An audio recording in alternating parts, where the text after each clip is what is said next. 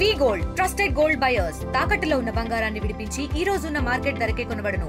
మరిన్ని వివరాలకు సంప్రదించండి 7710 మొదటగా ఎలక్ట్రానిక్ అండ్ ప్రింట్ మీడియా ఫోటోగ్రాఫర్లకి ముందుగా దీపావళి శుభాకాంక్షలుగా తెలియజేసుకుంటున్నాం.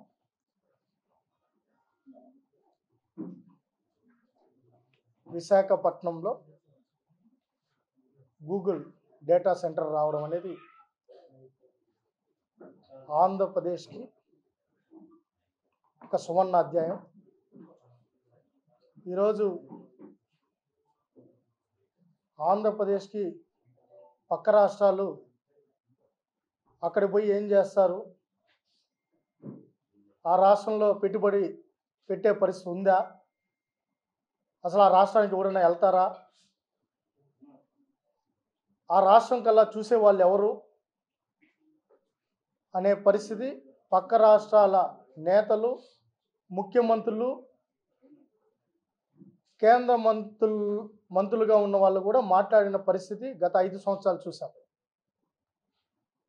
దానికి భిన్నంగా కూటమి ప్రభుత్వం అధికారంలోకి వస్తానే నారా లోకేష్ గారు ఐటీ మంత్రిగా బాధ్యతలు తీసుకున్నాక ఈరోజు పరిశ్రమల ప్రవాహం మొదలైంది. మేము ఆంధ్రప్రదేశ్లో పెట్టుబడులు పెడతాం, ఆంధ్రప్రదేశ్లోనే పెట్టుబడులు పెడతాం అనే పరిస్థితి ఈరోజు రాష్ట్రంలో నెలకొనింది. ఈరోజు పక్క రాష్ట్రాలు ఐటీ మంత్రులు, ఇండస్ట్రీస్ మంత్రులు, ముఖ్యమంత్రులు సైతం గగ్గోలు పెట్టే పరిస్థితి నెలకొనింది. ఒక పక్క కేంద్ర ప్రభుత్వం సహకారంతో నారా లోకేష్ గారు ఎప్పటికప్పుడు పరిశ్రమల వద్దకెళ్ళి మన రాష్ట్రంలో ఉన్న సౌకర్యాలు కావచ్చు, వాళ్ళకి ఏమైతే ప్రభుత్వం తరఫున రాయితీలు కల్పించడం విషయంలో అయితేమి, సహకరించడం విషయంలో అయితేనేమి వాళ్ళకి నచ్చజెప్పి మీరు రండి, గతంలో హైదరాబాద్ వేదికగా ఏ స్థాయిలో చంద్రబాబు నాయుడు గారు సహకరించారో అదే స్థాయిలో ఆంధ్రప్రదేశ్లో కూడా మీకు ఆ సహకారం ఉంటుంది. అది విశాఖపట్నం అయినా, అమరావతి అయినా, కర్నూలు అయినా, అనంతపురం అయినా, ఎక్కడైనా పరిశ్రమలకు పెద్దపీట వేసే విధంగా నారా లోకేష్ గారు చొరవ తీసుకుంటున్నారు. దానిలో భాగంగానే 12 నెలల నుంచి, అంటే ఈ నెలతో కలుపుకుంటే 13 నెలల నుంచి ఈ డేటా సెంటర్ కోసం నారా లోకేష్ గారు చేయని ప్రయత్నం అంటూ లేదు. ఆయన ఒకటే ఆలోచించారు, రాష్ట్రానికి పెట్టుబడులు వస్తే యువతకు ఉద్యోగ ఉపాధి అవకాశాలు కావచ్చు, ఆర్థికంగా పరిపుష్టి అవడం కావచ్చు, అది పారిశ్రామికంగా ఐటీ పరంగా అభివృద్ధి జరిగితేనే అది సాధ్యమని గ్రహించి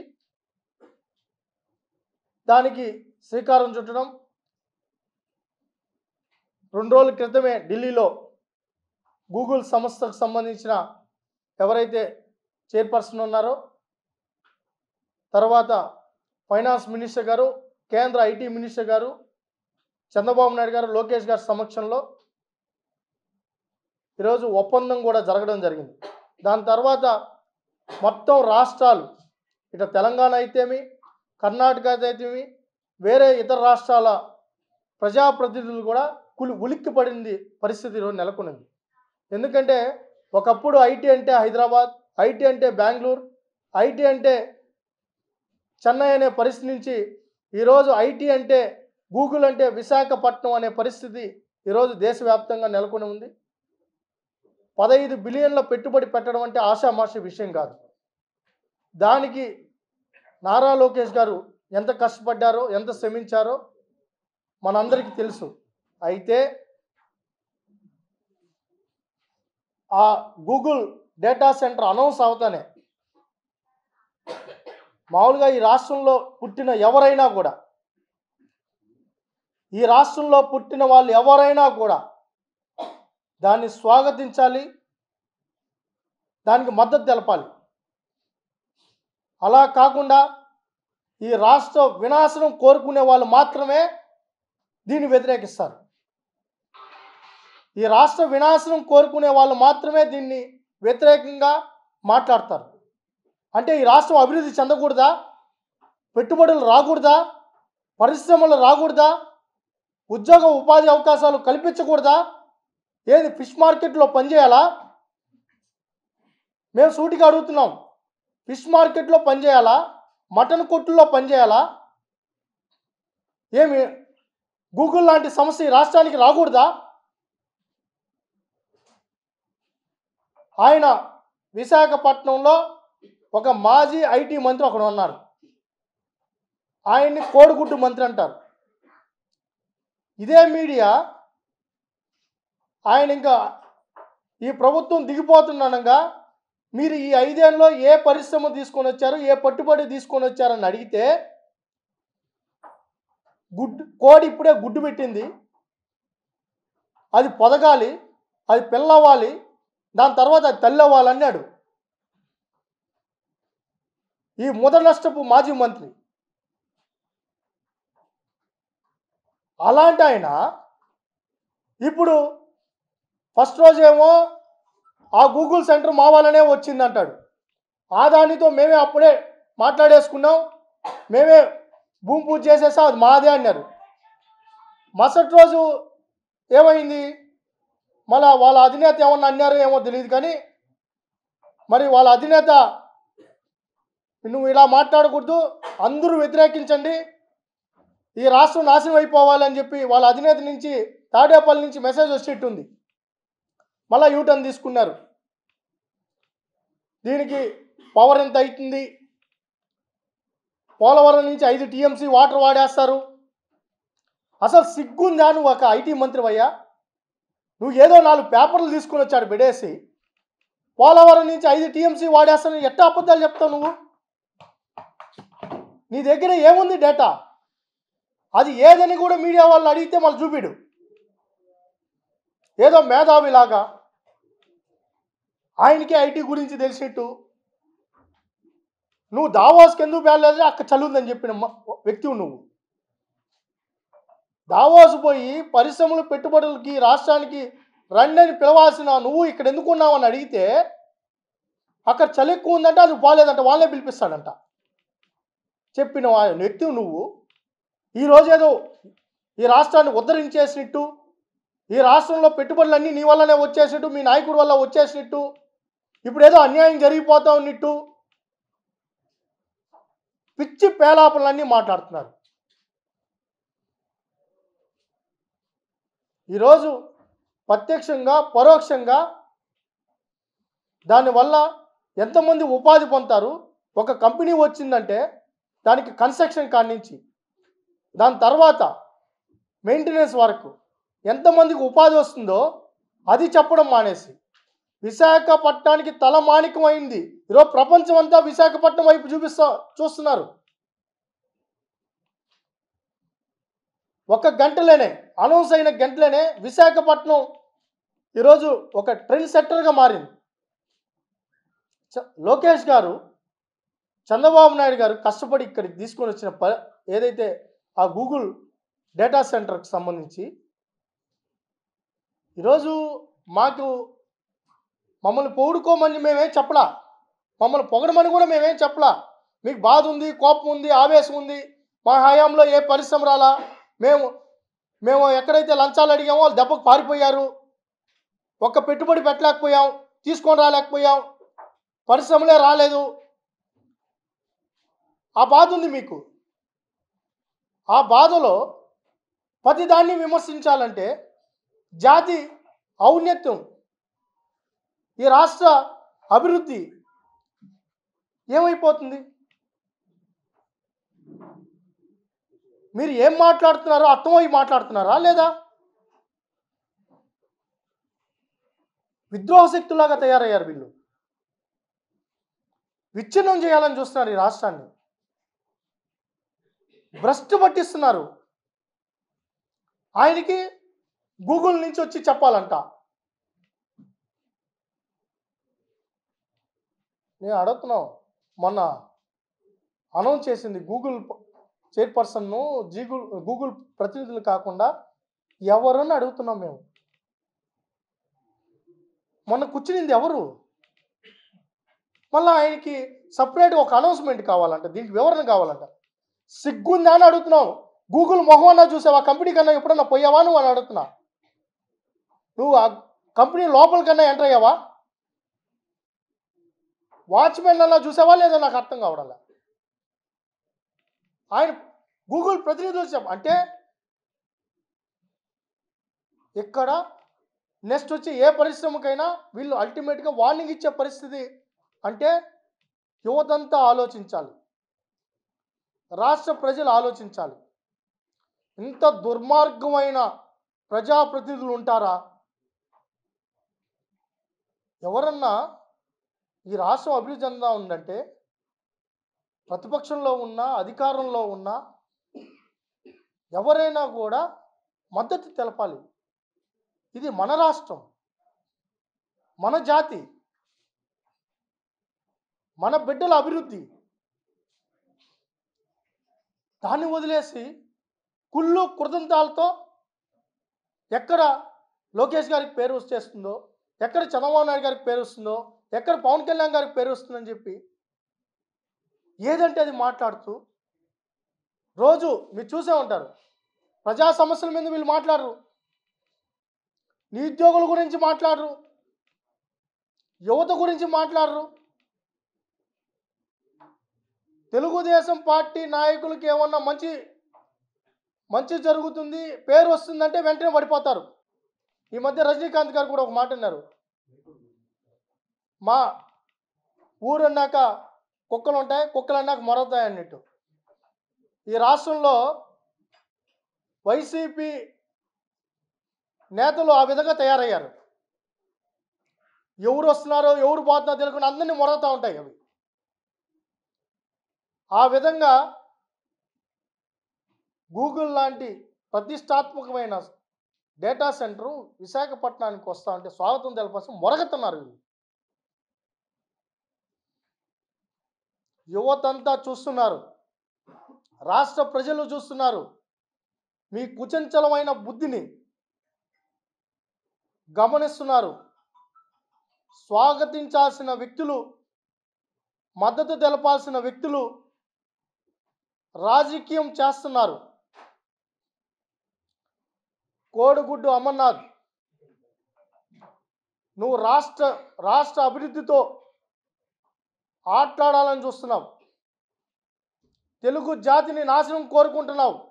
నీ నాయకుడి మాటలు విని విశాఖపట్నానికి పరిశ్రమలు రాకుండా చూస్తున్నావు. అవి మీ వల్ల కాదు. ఇక్కడ చంద్రబాబు నాయుడు గారు అనే వ్యక్తి ఉన్నారు.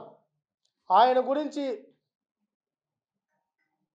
ప్రతి పరిశ్రమకు తెలుసు, ప్రతి కంపెనీకి తెలుసు ఆయన కెపాసిటీ, క్యాపబిలిటీ. గతంలో చంద్రబాబు నాయుడు గారు హైటెక్ సిటీ తీస్తే నారా లోకేష్ గారు విశాఖపట్నానికి గూగుల్ డేటా సెంటర్ తీసుకొని రావడం జరిగింది. దాని తర్వాత ఈ 2 రోజుల్లోనే ఎన్ని పరిశ్రమలు ముందుకు వస్తున్నాయో మనం ఈరోజు చూస్తున్నాం. ఇది మన ఆత్మ గౌరవానికి ప్రతీక. అంతేగాని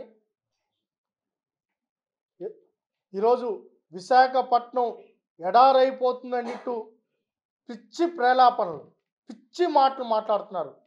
భయాందోళనకరమైన మాటలు మాట్లాడుతున్నారు. ఏదో జరిగిపోతున్నారు. విశాఖపట్నం ప్రజలే నిన్ను ఇంట్లో నుంచి తరిమి కొట్టే రోజు తొందరలోనే ఉంది. ఇప్పటికే నిన్ను ఓడించారు.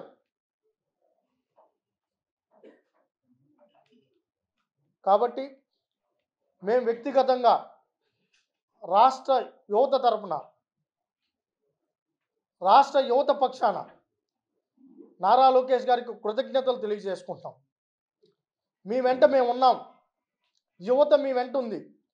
రాష్ట్ర ప్రజలు మీ వెంట ఉన్నారు. మీరు పరిశ్రమలు తీసుకొని రండి. మా యువతకు భవిష్యత్తును కల్పిస్తున్న మీకు బాసటగా మేము ఉంటాం. ఇలాంటి ఎవరైతే ఉన్నారో వాళ్ళందరినీ సంఘ విద్రోహ శక్తులుగా మేము పరిగణిస్తాం. ఈ రాష్ట్రం నుంచి తరిమి కొట్టే రోజు తొందరలో ఉంటుందని కూడా తెలియజేసుకుంటున్నాం. దాంతోపాటు ఈరోజు లిక్కర్ గురించి ఇక్కడ కూడా ఆయన జోగి రమేష్ గారు, తర్వాత మేము ప్రధానమంత్రి గారి ప్రోగ్రాంలో ఉండి ఈరోజు మీరు చూసే ఉంటారు, నిన్న కర్నూలులో జిఎస్టీ అభినందన సభ ఎంత అద్భుతంగా జరిగిందో. ఈరోజు ప్రధానమంత్రి గారు సైతం ముగ్ధులయ్యారు. దాని తర్వాత ఆయన కూడా ఈ రాష్ట్రంకి మరింత అభివృద్ధికి సహకరిస్తామని కూడా ఆ మీటింగ్ తర్వాత మాట్లాడడం కూడా జరిగింది. ఈరోజు కనీవిని ఎరుగని రీతిలో జిఎస్టీ సభ విజయవంతమైంది. సహకరించిన ప్రతి ఒక్కరికి, మీడియా వారికి కానీ, ప్రజాప్రతినిధులకు కానీ, ప్రజలకు కానీ, అధికారులకు కానీ కృతజ్ఞతలు కూడా తెలియజేసుకుంటున్నాం. ఈరోజు తాగుబోతులంతా ఒక చోట కూర్చుంటూ అసలు లిక్కర్ స్కామ్ చేసిన వాళ్ళందరూ కూడా ఆ పార్టీలో ఉండి ఇక్కడ లిక్కర్ స్కామ్ జరిగిందంటున్నారు. మొన్న తిరుపతిలో పెద్దిరెడ్డి రామచంద్రారెడ్డి గారు ధర్నాలో కూర్చున్నారు. ఆ ఫోటో చూసి మాకు కూడా ఆశ్చర్యం వేసింది. కల్తీ మద్యం అరికట్టాలంట, మద్యం ఏరులై పాడుతూ ఉందంట, మద్యాన్ని నిర్మూలించాలంట. ఏది కరుణాకర్ రెడ్డి, పెద్దిరెడ్డి రామచంద్రారెడ్డి గారు వీళ్ళంతా కూర్చొని ధర్నా చేశారు తిరుపతిలో కూడా. ఇక్కడ కూడా మొత్తం ఎవరైతే లిక్కర్ సిండికేట్ వ్యాపారం చేసినారో, ఎవరైతే ప్రధాన సూత్రధారులు ఉన్నారో, పాత్రధారులు ఉన్నారో వాళ్ళంతా రోడ్డు మీద ఎక్కి ధర్నాలు చేస్తున్నారు. నవ్వాలో ఏడవాలో కూడా అర్థం కాల. పెద్దిరెడ్డి రామచంద్రారెడ్డి కుమారుడు లిక్కర్ మాఫియాలో జైల్లో ఉండి బయట వచ్చాడు. మరి బహుశా మళ్ళా హైకోర్టు, సుప్రీంకోర్టు క్యాన్సిల్ అయితే మళ్ళీ లోపలికి వెళ్తారు. ఆయన తండ్రి ఆ ధర్నా చేస్తున్నారు. మూలాలన్నీ ఆ కొంపలైనా ఉన్నాయి. పెద్దిరెడ్డి రామచంద్రారెడ్డి ఇంట్లోనే ఉన్నాయి మొత్తం మూలాలు. ఆయన నిన్నదిస్తున్నారు గట్టి గట్టిగా. అది కూడా మళ్ళీ కెమెరాలు పెట్టని మౌనం అయిపోతాడు. మళ్ళీ మీడియాతో మాట్లాడు, మీడియా ఆడ క్వశ్చన్ చేస్తున్నారు. ఈ రాష్ట్రాన్ని మధ్యాంధ్రప్రదేశ్గా మార్చింది జగన్మోహన్ రెడ్డి. ఈరోజు డిస్టిలరీస్ గతంలో ఉన్న ఓనర్స్ అందరిని బెదిరించి సజ్జల రామకృష్ణారెడ్డి వాళ్ళ కుమారుడు, పెద్దిరెడ్డి వాళ్ళ కుమారుడు, విజయసాయిరెడ్డి ఆయన అల్లుడు, ఇంకా ఎవరైతే మాజీ సీఎం ఉన్నారో ఆయన ఇంట్లో మనిషి, ఆయన బంధువులు, వాళ్ళ తమ్ముళ్ళు, చిన్నాయన బిడ్డలంతా ఇన్వాల్వ్ అయినారు. లాస్ట్కి వాళ్ళ డ్రైవర్లు కూడా ఇన్వాల్వ్ చేసిన ఒక డైరెక్టర్లు వేసేసినారు దాంట్లో. ఏది వాళ్ళ తమ్ముళ్ళ దగ్గర పనిచేసే డ్రైవర్లు కూడా డైరెక్టర్లే. వీళ్ళంతా కలిసి నిద్ర లేసే మద్యం మాఫియా, మద్యం మాఫియా, మద్యం మాఫియా అంట. ఆ బురదెత్తి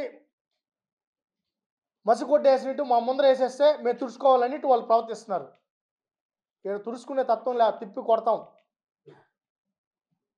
ఈరోజు సూత్రధారులు, పాత్రధారులను ఎవ్వరిని వదిలిపెట్టం. ఈరోజు మేము నిజాయితీగా చెప్తాం. జయచంద్రారెడ్డి పేరు వస్తానే వెంటనే చర్యలకు మొదలుపెట్టాం, సస్పెన్షన్ ఇచ్చాం, దాంతోపాటు అరెస్ట్ చేయమని చెప్పాం. భయపడి, ఈ ప్రభుత్వ చర్యలకు భయపడి ఆ జనార్దన్ అనే వ్యక్తి భయపడి ఇక్కడ వచ్చి సరెండర్ అయ్యే పరిస్థితి ఉంది. ఇది మా ప్రభుత్వం యొక్క నిజాయితీ. మీరేంద్ర అంటే దొంగలంతా కొంపలో పెట్టుకొని మా మీద విమర్శించేది. ఎవరిని వదిలిపెట్టం. ఈరోజు ఎవరైతే రాష్ట్ర అభివృద్ధిని పక్కదారి పట్టిస్తూ నిరంతరం ప్రజల మనసులో ఏదో విచ్ఛిన్న భావాలు నెలకొల్పాలి, విద్వేషాలు సృష్టించాలి, రాష్ట్రం అభివృద్ధి జరిగిపోతుంది, సంక్షేమ పథకాలు అమలవుతున్నాయి, అమరావతి నిర్మాణం జరుగుతోంది, పోలవరం పూర్తవుతోంది, పరిశ్రమలు వస్తున్నాయి, పెట్టుబడులు వస్తున్నాయి. కాబట్టి ఏదో ఒకటి రూపంలో వ్యతిరేక చర్యలు మొదలు పెట్టాలని ఈ విధానాలతో వెళ్తున్నారు. ప్రజలన్నీ తెలుసు, ఎవరిని వదిలిపెట్టం. ఎవరైతే ధర్నాలో కూర్చున్నారో వాళ్ళే సొంతదారులు, పాతదారులు. జోగి రమేష్ గారు కూడా బాగా అరిశారు. ఇప్పుడు ఆయన ఎక్కడున్నాడో తెలియదు. ఆయన్ని కూడా నిగ్గు తేలసం, వదిలిపెట్టే ప్రసక్తి లేదు. ఈరోజు డేటా సెంటర్ వల్ల మేము క్లియర్గా చెప్పాం, ప్రత్యక్షంగా పరోక్షంగా డేటా సెంటర్ అనేది రాష్ట్రానికి తలమానికం. ఈరోజు ప్రత్యక్షంగా వచ్చే ఉద్యోగాలు ఉంటాయి, పరోక్షంగా వచ్చే ఉద్యోగాలు ఉంటాయి. ఒక పరిశ్రమ అక్కడ వస్తున్నారంటే ఆ కన్స్ట్రక్షన్కే 4,000 మందికి ఉపాధి కావాలి, ఉపాధి కల్పిస్తుంది. ఏది కన్స్ట్రక్షన్కి. తర్వాత ఆ ప్రత్యక్షంగా పరోక్షంగా దాదాపు 22,000 మందికి మీరు ఎంత చూపిందంటే డేటా సెంటర్ లోపల పనిచేసే వాళ్ళు ఎంతమంది ఉంటారు, అది మరి బహుశా మీరు ఆ వైసీపీ వాళ్ళ యొక్క మాటలకి మీరు ఆలోచనలో పడిపోతే ఇది మంచి పరిణామం కూడా కాదు. ఈరోజు ఒక ఎమోషన్, గూగుల్ లాంటి సంస్థ ఇక్కడికి రావడం అనేది ఒక పెద్ద అచీవ్మెంట్. ఈ రాష్ట్రానికి కేటాయించేంత పెద్ద సంస్థ ఇక్కడికి రాలా. 15 బిలియన్లకు సంబంధించి పెట్టుబడి అనేది ఈ రాష్ట్రానికి వస్తూ ఉంది. 10,000 కోట్లు దానివల్ల రెవెన్యూ జరుగుతుంది. అలాంటి పెద్ద సమస్య ఇక్కడికి రావడం, అలాంటి సమస్య కోసం కర్ణాటక ట్రై చేసింది, చెన్నై ట్రై చేసింది, మహారాష్ట్ర ట్రై చేసింది. ఇంకో పక్కనున్న మొన్నటి వరకు మనం కలిసి ఉన్న మనలో ఒక భాగమైన తెలంగాణ ట్రై చేస్తే ఆ సమస్యను ఇక్కడికి తీసుకొని రావడానికి లోకేష్ గారు శ్రమిస్తే మీరు ఏంటంటే ఇదే కోణంలో వైసీపీ నేతల యొక్క ఆలోచనలో పడిపోవద్దండి. ఇది విశాఖపట్నానికే కాదు, తెలుగు వారికి ఆత్మగౌరవం.